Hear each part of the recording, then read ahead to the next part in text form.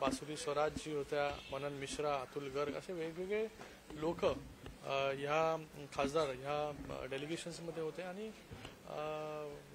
जो मेसेज आम्हाला पोचवायचा होता, शांतीचा मेसेज आणि झिरो टॉलरन्स अगेन्स्ट टेररिझमचा मेसेज हा चांगल्या प्रकारे त्या देशांमध्ये पोचवण्यामध्ये आम्ही यशस्वी झालो असं आम्हाला वाटतं.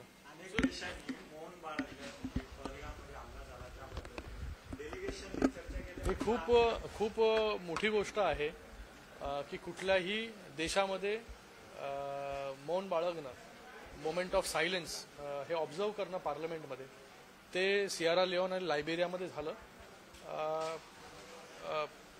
मी त्यांचाही धन्यवाद व्यक्त करतो त्या देशांचं की त्यांनी भारताच्या प्रती एवढी संवेदना व्यक्त केली आणि कठोर शब्दांमध्ये ज्यांनी पहलगामचा हल्ला केला त्यांच्यावरती कठोर शब्दामध्ये निंदा देखील केली.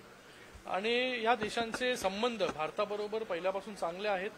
आम्ही जेव्हा तिथे गेलो तेव्हा मोदीजींचा प्रभाव या देशांवरचा जाणून आला.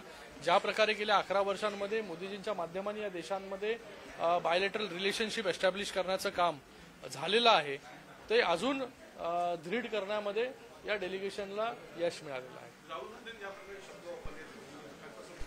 बघा, राहुल गांधीला मी राहुल गांधी जी आहेत यांनी देशाबद्दल विचार केला पाहिजे. चीप पॉलिटिक्स बद्दल विचार न करता आज देशासाठी आपण लढतो आणि त्यांनी त्यांच्या खासदारांकडून, शशी थरूरकडून शिकलं पाहिजे, खुर्शिदांकडून शिकलं पाहिजे, सलमान खुर्शीद यांच्याकडून, की कशा प्रकारे देशाची बाजू बाहेरच्या देशांमध्ये जाऊन मांडली पाहिजे.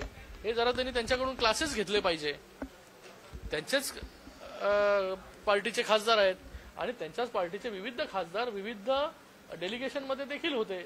ते एका सुरामध्ये बोलत होते. या टेररिझमच्या लढाईमध्ये ते सगळे पहिले भारतीय होते, नंतर वेगवेगळ्या पार्टीचे होते. आणि मला वाटतं राहुल गांधी जे बोलत आहेत त्याचा वापर पाकिस्तान करत आहे. पाकिस्तान त्यांचे स्टेटमेंट शो करत आहे. तर राहुल गांधी भारताच्या बाजूला आहेत का पाकिस्तानच्या बाजूने आहेत हा देखील लोकांनी विचार केला पाहिजे. धन्यवाद. एअरपोर्टवर थँक्यू.